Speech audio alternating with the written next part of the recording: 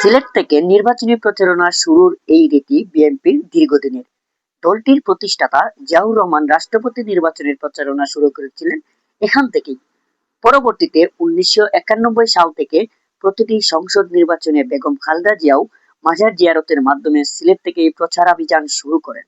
পূর্বসূরিদের সেই ধারাবাহিকতা বজায় রাখতেই তারেক রহমানের এই সফরকে ঘিরে সিলেটে এখন উৎসবমুখর পরিবেশ চলছে, ব্যাপক প্রস্তুতি।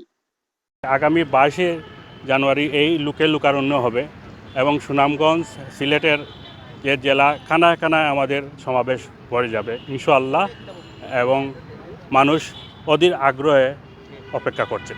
উনি আমাদের মেহমান, ওরা জামায়াতর করতেই হইব। এটা তো সব দেশের নিয়ম, যে কোনো দেশে জামায়াতর একটা আলাদা একটা জিনিস, দলীয়ভাবে না হোক কিন্তু আত্মীয়ভাবে আমাদের সিলেটের মেহমান জামাই, ওনারে আমরা ধন্যবাদ জানাই, উনি আসুক। সিলেটের নেতৃবৃন্দ বলেন, আগামী 22 জানুয়ারির জনসভা কেবল একটি সাধারণ রাজনৈতিক সমাবেশ নয়, এটি হবে সিলেটের রাজনৈতিক ইতিহাসের এক নতুন মাইলফলক। সিলেটবাসী অধীর আগ্রহে অপেক্ষা করছে এবং তিনি আগামী দিন বাংলাদেশকে ট্রান্সফর্ম করার জন্য, একটা ইতিবাচক উন্নয়নের ধারায় নেওয়ার জন্য, রূপান্তরের জন্য যে সমস্ত কর্মসূচি নিয়ে এসেছেন সেগুলি বিপুলভাবে মানুষের থেকে সাড়া পেয়েছে। তো আগামী 22শে জানুয়ারি তিনি সিলেট আলিয়া মাদ্রাসা মাঠে স্মরণকালের বৃহত্তম জনসভায় ইনশাল্লাহ বক্তব্য রাখবেন। সিলেটের মানুষ অধীর আগ্রহে এবার একটা চ্যালেঞ্জিং আছে। সিলেটের মাটিতে কখনো সকাল 9টা 10টা 11টায় কোনোদিনই হয় না। তাই এইটাতে এই উপস্থিতিতেই বুঝতে পারবেন সিলেটের মানুষ তার প্রতি কতটা আবেগ।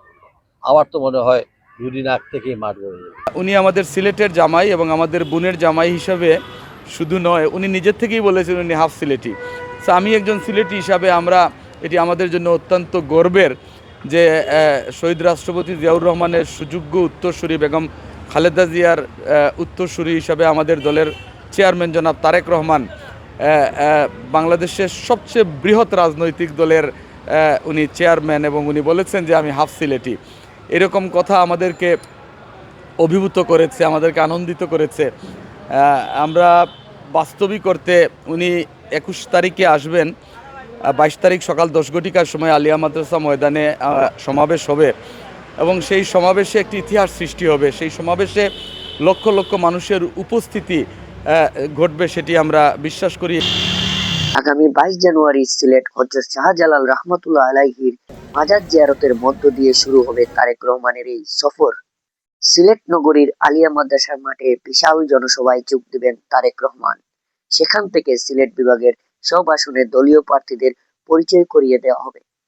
নূর হোসেন রাব্বি, আধুনিক কাগজ।